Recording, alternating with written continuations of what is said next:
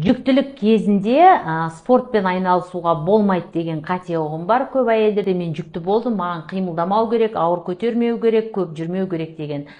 Бұл кезде физикалық нагрузка керек, себебі көп әйелдер итакта жұмыс істемейді, сіз үшін жаңағы стиральная машина жұмыс істеп жатыр, робот пылесостар жұмыс істеп жатыр, швабралар жаңағы полдар жуылып жатыр да, көп жерде сіз еңкеймейсіз, еш нәрсе тасымайсыз, су үйде ағып тұр, сондықтан сіздің жаңағы бұлшықеттеріңіз атрофированный да.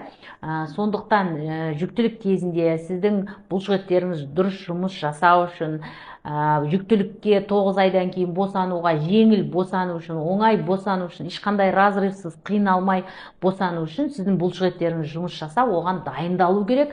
Бұлшығы дұрыс жиырылып, дұрыс жазылу керек. Сондықтан күнделікті, бұрын сіз мүмкін фитнес залдарға бармаған шығарсыз, жаңағы сондай жаттығу жасайтын залдарға, спорт залдарға бармасаңыз, сіз қазірден де бастай беріңіз, аздап жаттығуларды жасап, немесе 12 аптадан бастап йогаға қатысуға болады. Йогада дұрыс тыныс алып, тыныс шығаруға, бұлшықеттің дұрыс жиырылып, жазылуына, жеңіл босануға бізге көмектеседі. Сонымен қатар сіз бассейнға да барсаңыз болады, әрине өзіңіз абайлап, жаңағы бұл да сіздің бұлшықеттеріңіздің дұрыс жұмыс жасап, жеңіл босануыңызға көмектеседі. Сондықтан спортпен айналысыңыздар, әрине физикалық жаңағы күшті, қатты көп алмаңыздар, бірақ жеңілінен бәрін жасауға болады. Бұл сізге тек қана пайдасын тигізеді.